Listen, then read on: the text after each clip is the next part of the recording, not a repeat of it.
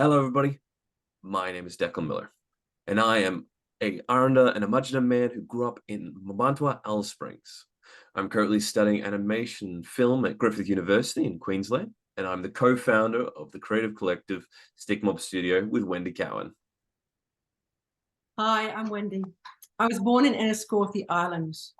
I came to the Northern Territory in 1997 and specifically to Central Australia in 2008. This conversational piece is entitled Halted in Our Tracks. It is performed by Declan, myself, and a host of artworks by Stick Mob's creatives. The presentation consists of 3 acts. The first act takes you through how Declan and I met and how Declan's first graphic novel, Mixed Feelings and Stick Mob Studio, came into being. The second act includes a description of a halted moment, where in a seemingly everyday conversation, something shifted our beings, our orientation in the world. The third act describes in greater detail a halted in my track moment that occurred as Declan and I walked towards a school bus at the end of a school day.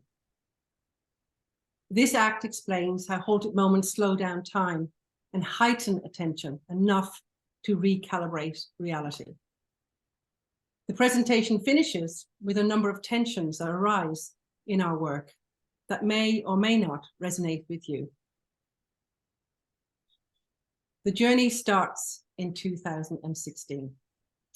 Act 1, how Stick Mob came into being. I was in year 8 in 2016. I struggled at school, and I didn't want to be there. And at the same time, I was diagnosed with dyslexia, while also finding comics as something that I would like to read consistently. In 2016, I was teaching Year 9 students in a public middle school situated on Arrernte country. The school sits in the shadow of a Canulia, the Arrernte wild dog dreaming site. You can see a Canulia from all aspects of the school.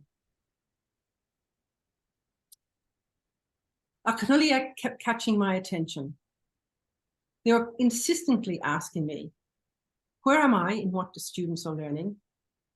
And why are the students learning about European experiences and not about what is right here in front of them, the country on which we stand?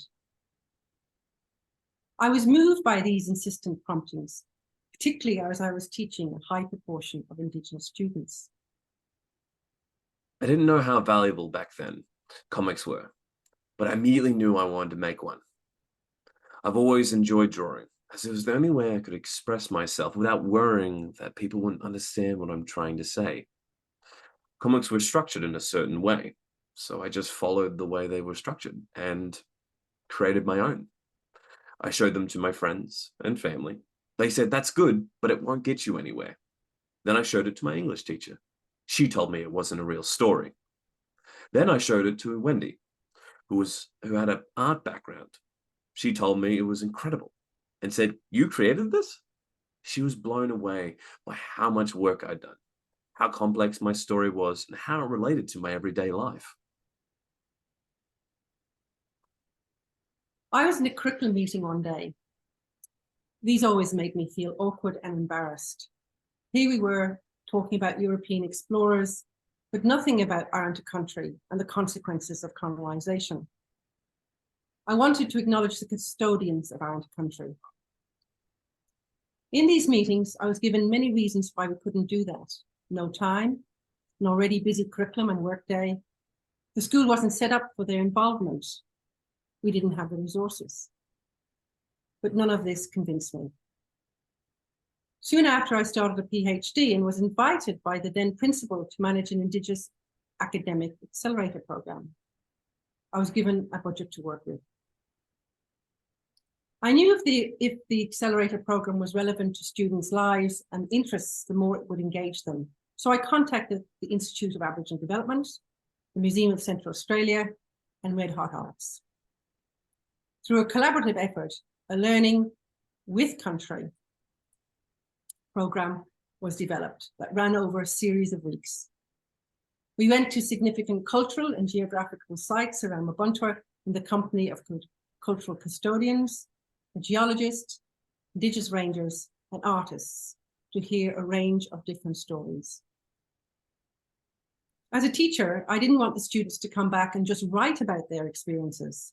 If they did, I knew it would become a heavy task and close the conversations down. It was better to sit in yarning circles to talk about the stories so as to keep the conversations open and wide-ranging. We would have discussions about whether dreaming was real. Was a cultural story as real as the geologist talking about rock structures? What was real, and why did this matter? This created spaces for us to process our experiences. Then Declan showed me the graphic novel he was working on. It was imaginative and non-linear.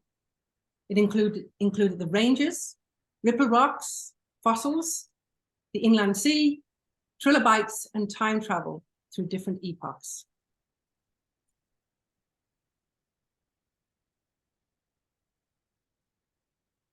I was mesmerized by the details in his drawings and his intricate story plot. Wendy's recognition made me realize that I was going to take this seriously. She asked me to show my peers. I remember I was really nervous that day, but they also thought it was amazing. This was a reinforcement that pretty much told me that I was going to do this. Soon, my peers started to draw and paint the backgrounds for my characters. We had a little production team going. It was a lot of fun. Immediately, I knew that this work needed to be out in the world. Declan's story was a captivating mix of the cultural and geographical stories we heard while visiting country. These were woven through his individual take and interests in the world. I wanted to hear and see more. But I'm a teacher. Approval and the go-ahead ultimately had to come from his peers and their belief in his story. Even though I had dyslexia, from this experience, I knew I could write and illustrate stories that people would like. I realized I had to work to my strengths because it pushed me towards what I could do best. It made me work really hard at the things I was good at, rather than worrying about what I couldn't do. Working to my strengths made me passionate about storytelling and using my drawings to tell stories. It created energy, so other people became a part of the project, and it opened doors.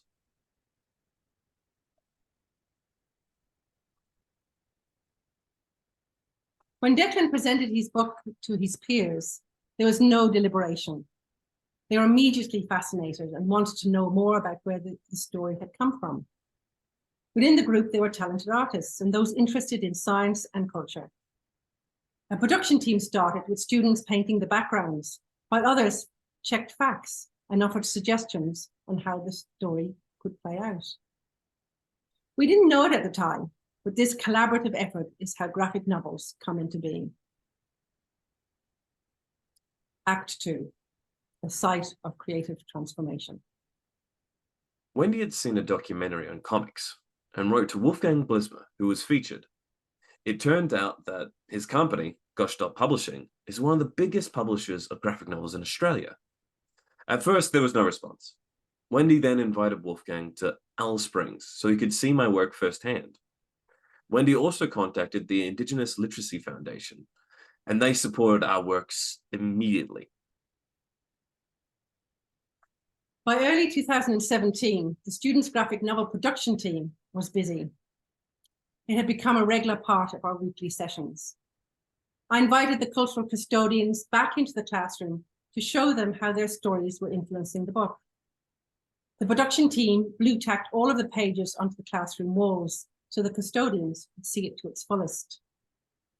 They took it very seriously, nodded in appreciation when they learned that Declan's story was being created in the present, while acknowledging the stories they told of country. They told us that this place here, in which you have written it, is its creation spot.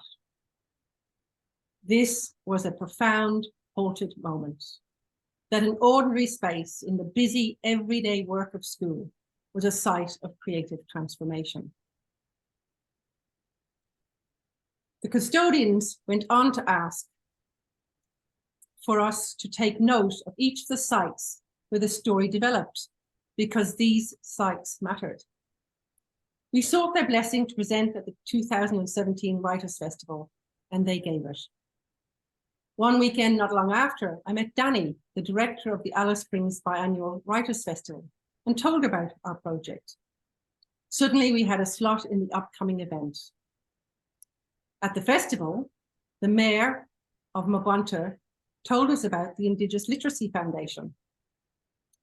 At the same time, Wolfgang Blismer from Gestalt Publishing made the decision to come on board and travel to Mabonta. Wolfgang agreed to publish my story and mentor me. It was the perfect storm, a coming together of different groups of people and places, and now we had a publishing deal within our grasp.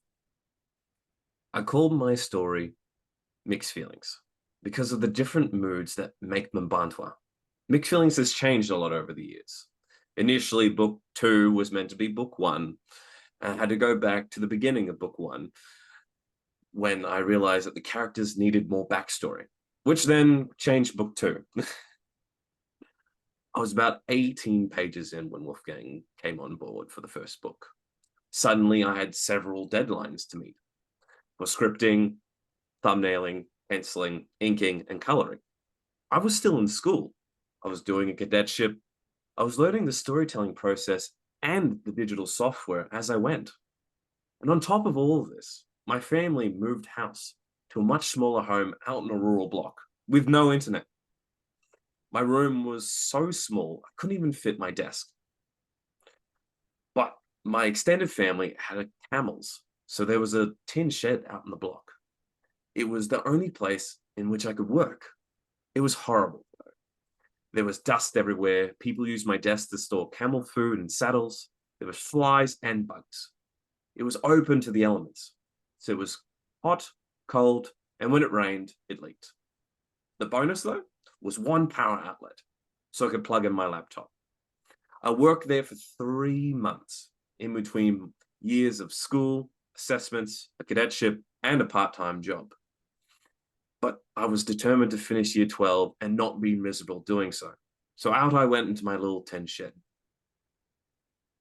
My parents just had a baby boy, so they put me in a small caravan. I was thrilled, though. Now I had my own space, my own desk, and 4 power outlets, and a plague of mice. But still at 6'3", I was, you could say, compact living. My days would start from 6 a.m. and end at 2 a.m. in the morning. By the end of every week, I could have dropped it, been happy to do so, and been done with it. It was exhausting and overwhelming. There was just so much work in keeping it all happening. As Declan worked from his family shed, other storytellers came on board to work on their own books. At the end of 2017, the Learning with Arrernte Country project was cancelled. As a group, we were determined to keep going. We called ourselves Stick Mom Studio, a separate entity from school. We needed premises to work from, and we needed technology to provide Wolfgang with what he required to publish what was now a series of 3 graphic novels. To fund this, I applied for several grants, which were successful. Every weekend for over 2 years, we met as a group to write and illustrate our stories. What kept me at it? The feeling of getting a page done. I would spend about 18 hours on a page, 8 hours on a page. When it was done, it was a rush, such a feeling of accomplishment. To keep going, I had to learn resilience. I used to think that I needed to be comfortable. I was picky, not too cold or not too hot to do art. Now I had no choice. I had to do it regardless of my conditions. The publishing deal was a great opportunity, but also a massive obligation, and we had a lot to learn. First, we had to become digitally literate very quickly. We had to follow certain steps and processes to write and illustrate. We needed to work out how to scope the project and how to keep it on track. Above all, we relied on a sense of humor. The first stick mob graphic novels were completed in 2020. The end of the 2 years, the cooperative working space that we were working from closed. We were again homeless. Declan had just finished year 12, so we were determined not to lose momentum. We were offered an enterprise startup placement at Desert Knowledge Australia. We soon became swamped with the business side of things. It was so hard to concentrate on the creativity of what Stick Mob was ultimately about. We had to learn how to balance the two, so that the enterprise didn't suck all the joy out of being creative. We learned we couldn't just go through the motions of business. We had to breathe, create space to sit down every day and tell stories in different ways. When I first showed Wendy my book in 2016, I could not have imagined we would go on this journey together and come so far. So here we are in August 2023, about to launch Stick Mob's second series of graphic novels. Mixed Feelings, written and illustrated by Declan Miller. Exo Dimensions, written and illustrated by Serafina Newbury, colored by Justin Randall. And Storm Warning, written by Lauren Boyle and illustrated by Alyssa Mason. Declan and members of Stick Mob run storytelling online and face-to-face workshops at local and national events and at schools. We do commissions and we exhibit. In March of this year, Declan, Alyssa, and Serafina presented their graphic novels at the Perth Comic Con alongside their mentors. Act 3. Now, this is a different type of take on being halted in one's tracks. It's coming from my academic work. This act tells of a halting that occurred as Declan occurred in. This act tells of a halting which occurred in 2016, as Declan and I were walking towards a school bus at the end of a school day. This act shifts focus and structure, as it is an adaptation of an academic paper entitled Halted in My Tracks, Reconfiguring Indigenous Education through Interactions of Arrernte Country, in which I draw on the work of quantum theorist and feminist philosopher Karen Barad, Gregson Roque, and others to explain haltings as moments of transformation and why they matter to the work Stick Mob and others do in Central Australia.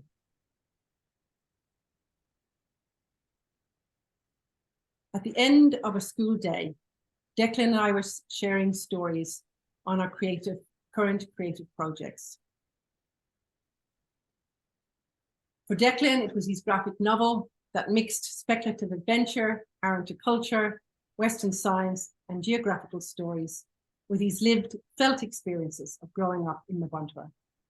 I talked about a collaborative installation that I and Delia were creating, entitled Open Court, A Pain We Know. This installation, which drew on Celtic, Arrernte, and Greek mythical stories concerned with issues of judicial injustices, was scheduled to be exhibited in a vacant shop front along Todd Mall as the newly built Supreme Court opened its doors.